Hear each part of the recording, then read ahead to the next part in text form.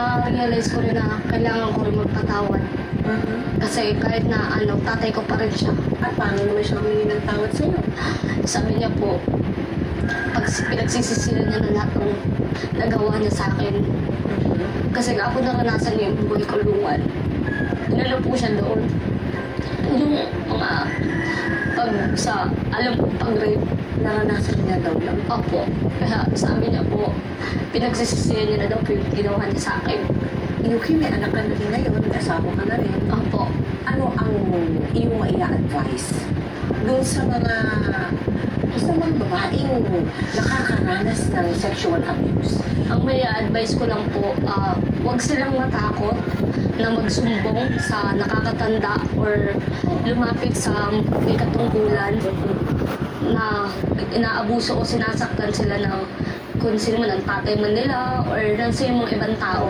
Huwag silang matakot. Dapat magkaroon sila ng lakas ng loob para makapagsumbong. Meron ka ba bang nasa loobin mo na hindi mo nasabi sa kanya na gusto mo parating sa kanya? Sana magbago ka na kahit dyan nakakulong ka. Kahit na nakakulong ka, naalala ka pa rin namin. Kaya sana magbago ka na. Mahal na mahal ka pa rin namin. Naku, napaka-lawak ng iyong pangunawaan mo para makapagbigay ka ng ganong uri ng pagpapatawad sa iyong ama. Pero totoong dapat na magpatawad. Opo. No? Para makasulong na ang buhay. Opo. Ano mo na yun, tapos na yun eh. Tapos na yung lugtong yun sa buhay mo. Ngayon, asikasuhin mo na ang sarili mong anak at ang iyong pamilya. Opo. Maraming salamat sa iyo, Yuki. Maraming salamat. Thank you din. Wala nang masasakit pa para sa isang ina kapag nalaman niyang ang kanilang anak ay naging biktima ng pang-aabuso. Lalo kung ang may kagagawan ay ang sarili nitong ama. Pero umabot man ng maraming taon, sa wakas ay nagkalakas loob si Yuki upang magsumbong, magsamba ng kaso at makamit ang hustisya. Naway mas maging mapagmatyag tayo at mas higpitan ang ating pagbabantay sa ating mga anak para manatili silang ligtas at hindi maging biktima ng karahasan. Ating pakatandaan, walang sino man ang may karapatang saktan, sirain at wasakin ang puri at dignidad ng ating mga kabataan. Ngayon, bukas at magpakailanman.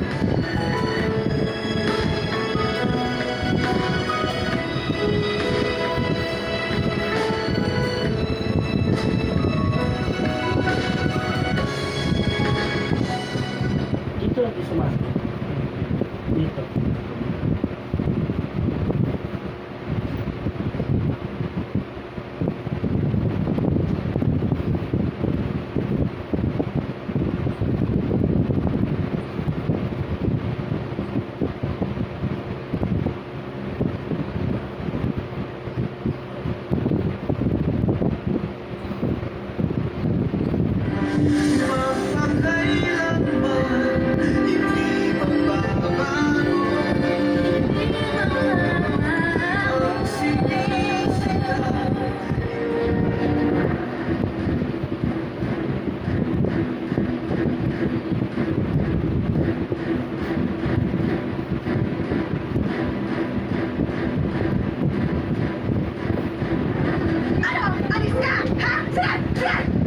Hawakan mo yung paint mo para maputol yung deliri mo!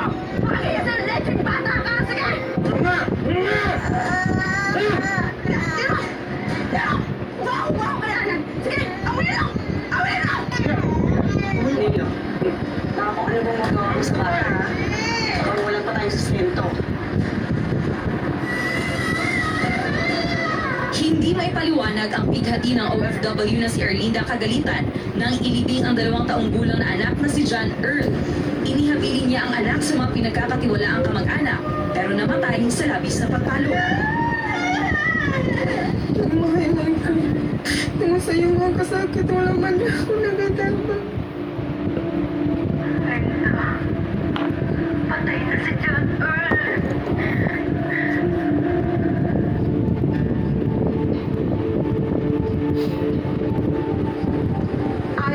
Philippine Statistics Authority as of September 2015, mahigit kumulang 2.4 million Filipinos ang kumakayod sa iba't ibang bansa para buhayin ang kani-kanilang pamilya.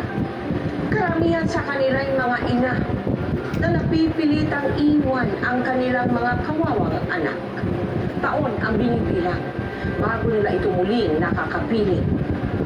Isa sa mga dakilang OFW na ito ang tampok sa ating totoong kwento ngayong gabi.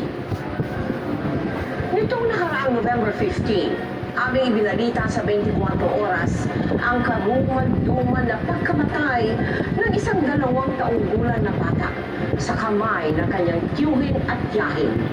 Buong sambayanan ang naawa at nabagabag sa kahayupang ginawa sa inosenteng bata. Tunghayan ang salaysay ng isang inang OFW at ang anak niyang naging biktima ng karahasan sa aming episode na pinamagatang Justice for the Battered Child, the Linda Kagalitan Story.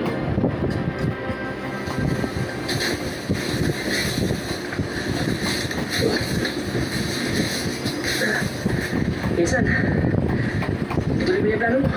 Ano nga iniisip ko Insan eh. Kaya lang paano si Linda at mga bata? Naldo! Dennis! Oh, kain na! Kaya Insan. Tama, gutom na ako. Ayun na mga baby ko. Hello. Ano kayo dyan? Kain na. Papa. Nagawa ka nito sa... Naldo, yung tuition ni Mark, kailangan na nating bayaran. Tapos, yung gastos ni Cristel, tapos na. Alam mo, lalong malaki ang gastos habang lumalaki ng mga bata. Insan, tuloy mo na. Naman, Kasi mahal, naisip ko, ibenta na lang natin itong lupang minana natin. Hindi na tayo pwedeng umasa dito eh. Ikaw na rin nagsabi, lumalaki na yung gastusin ng mga bata. Isip ko magne-negosyo na lang ako. negosyo? Eh, wala naman tayong alam sa negosyo eh. Pero hayaan mo, magtatanong-tanong ako. Bakit hindi kayo magpautang? Kapag nabita na yung lupa, malaki higit tayo sa interes.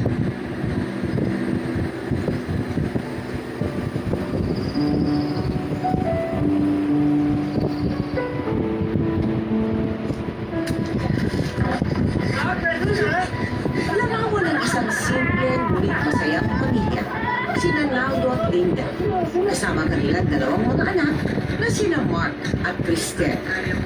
Maagang naulila si Linda, kaya ang kanyang